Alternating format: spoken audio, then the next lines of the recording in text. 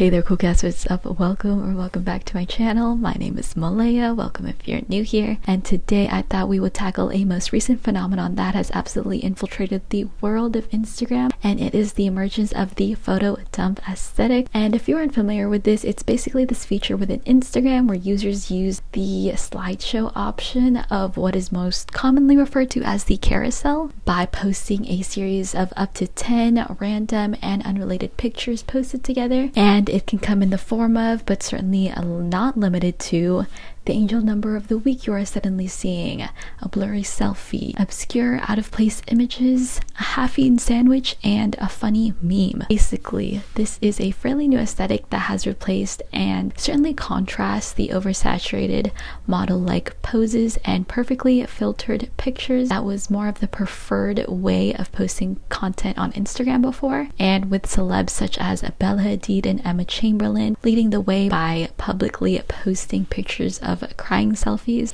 I think people have really come to appreciate the way they are just able to unapologetically showcase their very vulnerable human emotions, and this new form of content has given rise to what is referred to as casual Instagram, as well as this movement of making Instagram casual again. And I wanted to give credit where credit is due, and I wanted to expand on the ideas of Cozy Akili on TikTok, who provided such an insightful analysis, which was so fascinating that I felt I had to tackle the subject on as well. And ever since his video discussing a comment about how casual Instagram is an even greater performance, there has been a lot of discourse lately about this idea popping up, and this just begs so many questions for us today, such as: how did we get to where we are today with the popularity of photo dumps? Is Instagram really transitioning into something a little bit more casual? Are our perceptions of social media finally changing, and are we learning to really value the simple things in life? Or is this just as performative? All this shall be answered. However, in order to really understand this, I think we really need to take a step back to really dig through the history and the origins of content creation within the digital age.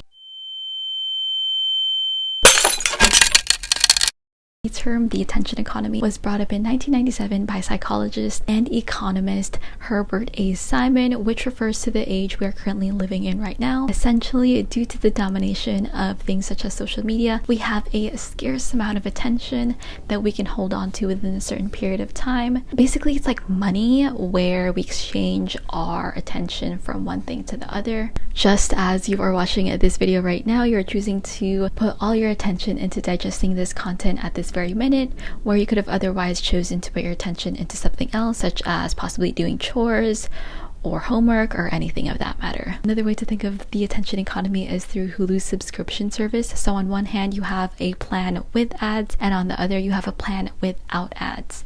Firms and companies have learned to capitalize off of our attention through this, so we must choose between two options. Are we going to pay just a little extra to skip out on all the ads, or are we essentially going to quote-unquote pay with our attention and watch as the ads roll by through our screen? And I think it's pretty fair to say that social media has absolutely taken over all aspects of our daily lives, and this is when people and brands alike really started realizing the power they had at their fingertips. Brands could commodify regular schmegular people like us into selling their product for them through sponsored brand deals, which is the perfect opportunity to actually introduce today's sponsor of the video. No, I'm just playing with you, but I got you there, don't deny.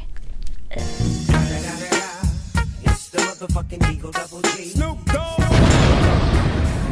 Anyways, the influencer was thus bred into existence. So influencers basically influence others who buy into the goods and services of certain brands. And this is really where we saw the full force of influencer culture, I think, cultivate itself into what we know today. There were sponsored events courtesy of brands such as Revolve, paid partnership, and exclusive paid trips to beautiful places as a means of basically promoting their product out to the world. I think this is where we saw a lot of those picture perfect moments, as well as these sponsored content that was laid out for all to see. And although I understand this was people's livelihoods and means of income, I think for everybody, they were getting really sick and tired of how oversaturated and fake it all seemed. Not sure if I'm the only one that remembers this brand, but Fitzy was the ultimate influencer marketer. I mean, the amount of celebrities and influencers they got to promote their product on Instagram is insane. After some digging, someone actually revealed via Twitter just how much these girls were getting paid for, with an offer of $11,850. It's no wonder they folded. Money does make the world go round. And Fitzy certainly made sure that all eyes were on them and their tea, of course, get your attention. See, you're getting it. But you can imagine why the girlies were all fed up. The people were thirsting for authenticity and something real, which is when our lives would take a drastic change come 2020, the year that changed it all for us. So the pandemic has drastically changed the way we live our lives in so many facets, but this event has also been able to shift our perceptions of the internet. I'm sure I can speak for a lot of you when I say that the pandemic has really all allowed us the opportunity to just slow down and appreciate the mundane things in life. Prior to the pandemic, I'm sure we all lived pretty fast-paced lives where we really couldn't just wind down and realize what was in front of us. And I think as a collective, we all really started realizing the beauty and the little things, which is why we have been seeing such a major shift in everybody's feeds for some time now. Amidst the pandemic, we didn't have any events or nights out with friends to look forward to, and spending so much more time at home really got rid of the stress and fuss over maintaining one's theme and feed on Instagram. And it's almost like the photo dump and casual Instagram is some sort of anti-aesthetic in a way. You don't really care as much as you would, and I think the appeal in it definitely stems from the fact that it is very low maintenance and low effort that anybody can just participate in. And part of the reason why I also believe this new aesthetic gained so much traction is because of the storytelling elements the photo dump can entail. I feel like none of the pictures that you choose really make sense to anybody else but to yourself, so it's almost like your own little secret. And I think it also is able to convey a certain mood that you may have been feeling through the events of those pictures that you may have posted. And I'm no stranger to this myself. I couldn't help but personally participate in this aesthetic as well because it's just so fun. And people have also referenced that it's also like a scrapbook for them in a way. It's also not as calculated and as strategized. However, as with anything that goes in the internet, many people have spoken out about how it is almost as equally as performative Instagram. So, is this as problematic as people claim it to be? In Cozy Achilles' TikTok, he made a part 2 about the concept of casual Instagram and its proximity of those with privilege, and I couldn't agree more with this statement.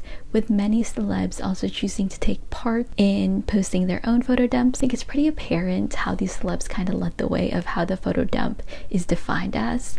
Their posts on their feeds are a direct representation for the kind of privilege and great lives they lead, and the type of environments that they find themselves in every day make it so that wherever they are, it's just so aesthetically pleasing to just simply take out your phone and take a picture of anything, and it's just so effortlessly nice. I think in a way it's a privilege to be surrounded by such beautiful things, to showcase this appearance of such wealth and status. Someone also spoke out in the comment section saying that it feels like it's so expensive to appear casual. And whether we like it or not, there are certain unwritten rules when it comes to what constitutes a photo dump done right. So I feel like everyone is just curating their photo dump, whether we like to admit it or not. We're all choosing the best ones in our camera roll that fit the aesthetics of what the photo dump is. And thus we can succumb into a certain mindset of it has to look casual and real, but cute enough so I can post it. It has to look effortless, but not like I tried too hard to get this picture taken. It has to appear like this photo was a candid, stolen shot, but not like I purposefully asked one of my friends to take it for me. It's just this appearance of being so effortlessly cool without ever looking like you care all that much. And we can also see the popularity of the photo dump rise with big brand names such as McDonald's posting and participating their own version of the photo dump, as well as even our own President Joe Biden, who photo dumped us, surprisingly. But I think the desire for making Instagram casual again just seems unrealistic in a way, if everything is just a mere curation. So I do have to say that I do appreciate the need and desire for everybody to want something a bit more authentic within our feeds. With that being said, what are my final takeaways? Well, with everything that we would need at our fingertips, I think it's very easy for us to really get caught up in the happenings of all these social media stars and celebrities on social media. But what do I really think of this? Well, let me tell you a conclusion that I have really come to accept within the past year, and it is the one truth that has kept me sane through all this, and it is this: social media is fake. Yes, I know. Groundbreaking. To reiterate, none of it matters as much as we think it does. Instagram in specific is just a curation of the things in our lives that we want for all the world to see. If anything, social media really just equipped us with all the ability to tell the world, hey, look at me and all the cool things that I'm doing. For the most part, Instagram is just a facade on the internet for many users to pick and prod certain highlight reels of the idealized, better version of themselves that they want to portray for all the world to see, to really create this image of happiness and, for the most part, a certain level of wealth and status, though I'm certainly not one to talk because I have thoroughly participated in and will probably continue participating in this. And I guess the message that I want everyone to take away from this is that it's not that serious. I think anyone and everyone should just post whatever you guys want, because the internet is basically just a disillusioned reality that we have all created for ourselves and just willingly choose to participate in. Yeah, do what makes you happy and post that cute picture of yourself, because nobody cares. Literally nobody cares. No one is going to remember your curated photo dump, and as cliche as this sounds, people are going to remember the impact you have made on this world and the mark you have left on them. So go on, live your life however you please, and stay safe out there. So that is it for today's video. Thank you guys so much for watching. I appreciate you for being here.